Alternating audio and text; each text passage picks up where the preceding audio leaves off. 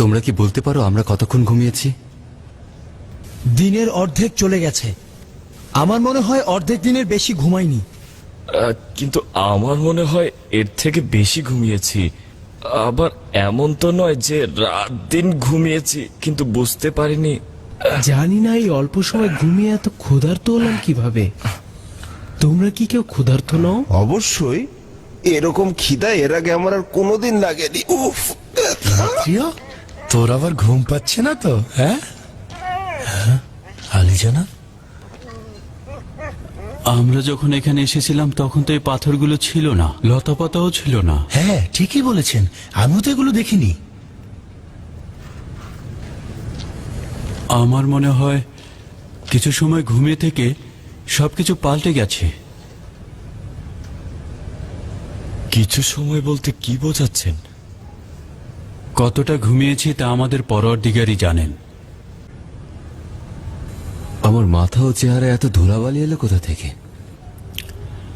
আজব ব্যাপার, এর আগেও তো আমি এখানে বেশ কয়েকবার এসেছি,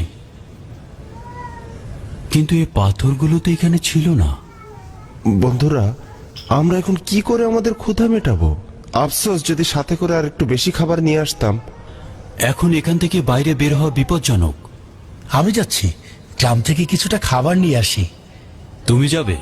ঠিক আছে, খুবই ভালো কথা, যাও, কিন্তু একটু সাবধানে যাবে। যাও। ধরো, খাবার দেখে কেউ যেন আবার সন্দেহ না করে, সাবধান। একেবারেই চিন্তা করবেন না, খুব দ্রুতই ফিরে আসবো। খোদা হাফেজ। সাবধানে থেকো। আয় তিমিত্রিয়, চলে আয় আমার সাথে, আয়।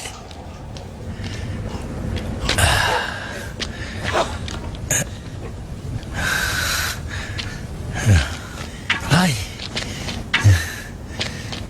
চলে আয়, আয় তিমিত্রিয়। আমার কেন জানি পেরেশানি লাগছে। অ্যান্থোনিয়াসের যেন খারাপ কিছু না ঘটে।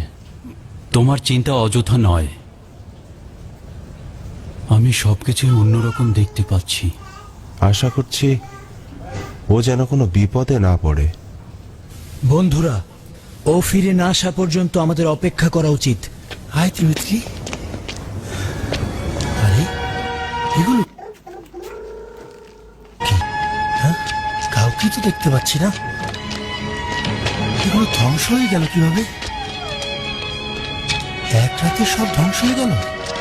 হ্যাঁ, কোথাও কেউ নেই দেখছি। হ্যাঁ,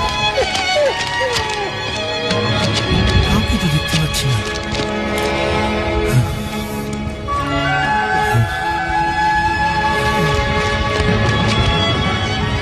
আলী জনাব, আলী জনাব, আলী জনাব, বাইরে সবকিছু পরিত্যক্ত হয়ে পড়ে কি হয়েছে, আছে। অ্যান্থনি? রাগিম গ্রাম ধ্বংস হয়ে